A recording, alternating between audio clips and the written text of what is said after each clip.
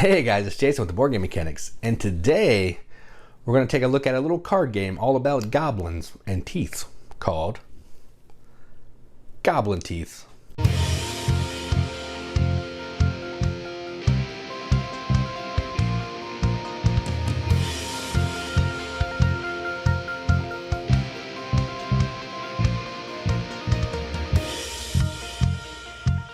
Goblin Teeth is a 2 to 5 player game where players are, I guess, goblins, trying to collect different types of things. Let me show you what types of things they're trying to collect. They're trying to collect worms, skulls, money. I think this is a gem of some sort. Teeth and spears. Hence the name Goblin Teeth. The first person who can collect enough goods to complete one of the 3 different things is going to trigger the end of the game. And then, if multiple people complete the same thing, tiebreak showdown time. This is all going to be done through some dice rolling and some bidding kind of, but through dice placement. It's pretty interesting. So let's go down to the table and see just exactly how interesting it is.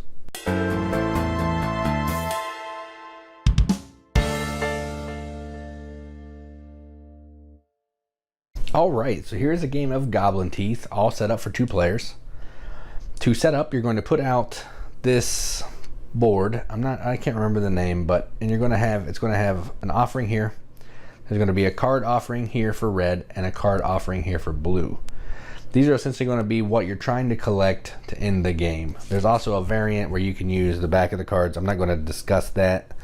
It just makes the game a little more gamery. It's in the rule book. If you want to check that out, you can.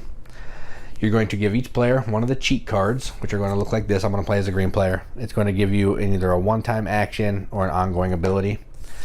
You're going to give each player 3 dice of a color. So in this case, I'm green. I'm playing black, the black player. And someone's going to be first player. In this case, I'm the first player. You're going to set the altar over here, put the cheat cards above it, because the altar is going to work with the cheat cards. And you're going to shuffle the item cards, which have the same back because they're all going to go in your hand. You're going to flip one face down and then reveal the rest equal to the number of players. So in this case, we're playing a 2-player game. We have 1 card face up. All right, this game is pretty easy. What you're going to do is you're going to roll your dice. And technically, you would roll your dice beforehand, and whoever has the highest goes first, but I didn't do that. That's what you're supposed to do. So in this case, here's what we have to work with. If you ever roll 3 of the same, you have to re-roll 1. Then what you're going to do is you may play a cheat card or multiple cheat cards if you want. Then you have to play 1 die to bid for a card or sacrifice the die to the altar to do some actions. So in this case, I want to start getting some stuff. At this point, teeth aren't as valuable. So I'm actually going to go ahead and go here. Now, when you're bidding, there's a few pieces that you need to know. You can't ever bid more than 10 on a card. So I can never put a 5 here because it would be higher than 10. Goblins don't like to count higher than 10. Not a thing they enjoy. You also can't bid to make it so you have ties on the card. Goblins don't like ties. So this player couldn't come over here, put a 5 and then a 1 because it would be 6. That's not allowed. So those are the only stipulations when bidding. Outside of that, just put some dice down. So that's my turn. I placed a die. I didn't play any of this. So black player's turn. Swap one of your played dice with a played die belonging to another player. This is something they could do if they want to, but they're going to hold that. They don't want to do that yet. They want to bid. They're going to actually go here. They're going to sacrifice a die. Now when you go to the altar, you have 2 options. You can discard all ongoing cards, cheat cards, in front of any player, yourself included, or you can draw a new one. So they're going to just draw a new one. So they drew this. Pass. So they're going to be able to draw a cheat card, and you don't have to play a die this turn. So that's what they're going to have in their back pocket. All right, so now it's back to me, green. I'm going to go ahead and lock this one down. So it's 10, no one else could bid on it. Back to black, and they're going to go ahead and do that. So they're going to play their pass card, which is going to let them draw a cheat card, and then they don't have to place a die this turn, and then you can just discard that because it's not ongoing. Then it's back to green, and I'm going to go here, take one of these. Total reroll. Reroll all of your unplayed dice It's pretty nice, but I don't need it right now. Now this player, they know what they're working with. They know they can't go here. They know nothing's here. So they'll go ahead and put their 5 here, and then they'll put a 2 here. Take another one of these. And ongoing, whenever you play a 4, 5, or 6 on the altar to draw a cheat card, draw an additional cheat card. So ongoing can be played on the player who played it or on anybody else. All right, so that is the round. So then we're going to sort out the bidding. So black gets this card. It will go in their hand. I'm going to keep the items separate just so I know. I'll get this card. It stays face down so no one knows what I got, but I'll show the camera. So I have a worm, or whatever it is. Slug, maybe. So I'll keep that separate so I know. Then we each get our dice back. Whoever took the face down card becomes first player the next round. So in that case, that was me. We'll refill. So this will be the face up because I looked at it, and then face down. And then we'll keep going. So that's the gist of the game. I'm not going to spend too much time going through it because I feel like you kind of understand what's going on. So there's a turn order card, which is pretty nice. It tells you kind of what you can do, gives you some, you know, don't forget the stuff in the bottom. It also gives you a breakdown of all the cards that are in the game. So you know if you're trying to collect teeth, you know what you're kind of looking for, the money, so on and so forth. So that's kind of a nice little player guide to know kind of your odds of getting things. Now the game immediately ends when somebody can complete one of these gold cards. If there's a tie, it will be whoever completed the one farthest to the left, or in this case the bottom, and then we'll go this way. If 2 people completed this one, it's whoever had the most teeth. And if I'm not sure what the other tiebreaker is because we haven't gotten to that, but there may be a third tiebreaker, and if not, share the victory. I don't know, but it'll be in the rule book. So if multiple people, so if someone completed this one, someone completed this one, the red one would win. If 2 people completed this one person completed this one, whoever had the most teeth here would win. Or if that's the same, well, it could be the other tiebreaker or shared victory. And that's how you play Goblin Teeth. It's a pretty simple game, pretty fun, kind of mean, but not too mean. But we'll hold off on that until we get to the final thoughts. So let's go up to the top, see what we think about it. All right, so that was Goblin Teeth. Yeah, I don't have a ton to say about this game, but I enjoy it. So this is a quick 20-minute game. I played a couple games at 3 players.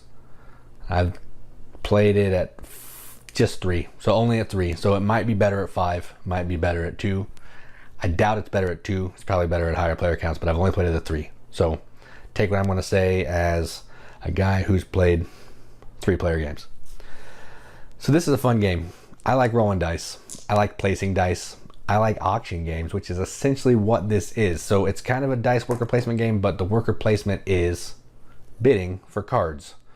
And I think that's fun. I also like the bidding rules. You can't have past 10, so you can't just bang 2 6s down there or 3 6s down there and hope that you're going to win. There's a little bit of decision space because you can only get 10. So you may have to use some of these cheat cards to manipulate some dice, to move some dice from the card you want to another card. Just that stuff is interesting. So let's talk about the pros and the cons, and I'll tell you what I think about it. Pros, I think the artwork is amazing.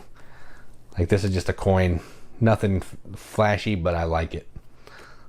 I like this card. It does its job. Even these cards, they're simple, but I kind of like how it looks like it's a neon up here at the top. I think that's cool. This altar is really neat too.